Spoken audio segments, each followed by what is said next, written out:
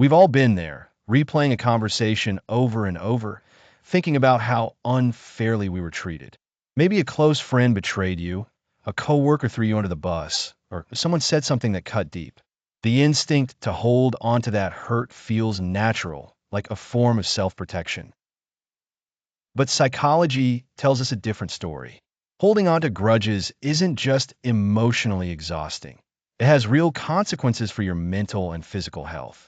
So, why is forgiveness so powerful? And what actually happens when you let go? From a psychological standpoint, holding on to resentment is a form of mental rumination, a constant replaying of the event that keeps us stuck in the past. According to cognitive behavioral therapy, CBT, rumination leads to increased stress, anxiety, and even depression. Neurologically, when you hold on to anger, your brain triggers the amygdala, the fear and emotion center, which keeps your body in fight or flight mode. This leads to a flood of stress hormones like cortisol and adrenaline, which can have serious long-term effects on your health. The irony?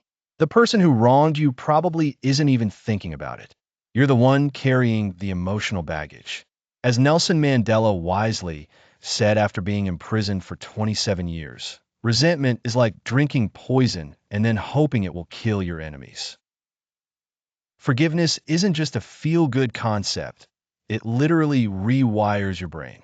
Studies using fMRI scans show that when people practice forgiveness, the prefrontal cortex, responsible for rational thinking and decision-making, becomes more active, while the amygdala, fear/emotional center, calms down. When you forgive, your brain releases dopamine and serotonin, which are the same feel-good chemicals associated with happiness.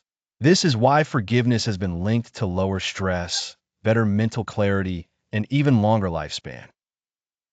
A study from Johns Hopkins University found that people who practice forgiveness have lower levels of depression, anxiety, and PTSD symptoms. Another study published in Psychological Science showed that forgiving others improves physical health by reducing tension and inflammation in the body. So, the next time you're tempted to hold on to anger, ask yourself, do I really want to give this person that much power over my happiness? Many people think forgiveness means being weak or letting the other person win. But psychology tells us the opposite. Forgiveness is a sign of emotional intelligence and inner strength. It doesn't mean forgetting what happened, letting someone continue to mistreat you, or pretending you're not hurt. It means releasing the emotional grip the situation has on you, choosing to prioritize your peace over your pain, gaining back control of your emotions. Think of forgiveness like unsubscribing from toxic thoughts. You're not responding to the negativity anymore. You're just done receiving the notifications. So, how do you actually forgive someone, especially when it feels impossible? Here are some psychological strategies that work. Cognitive reframing is a technique that helps you see things from a different perspective. Ask yourself, was the person acting out of their own pain or insecurity? Will this matter in 5 years? Can I learn something from this experience?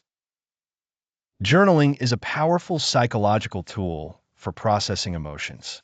Write down everything you wish you could say to the person, then shred or delete it. This symbolic act tells your brain, I'm done with this.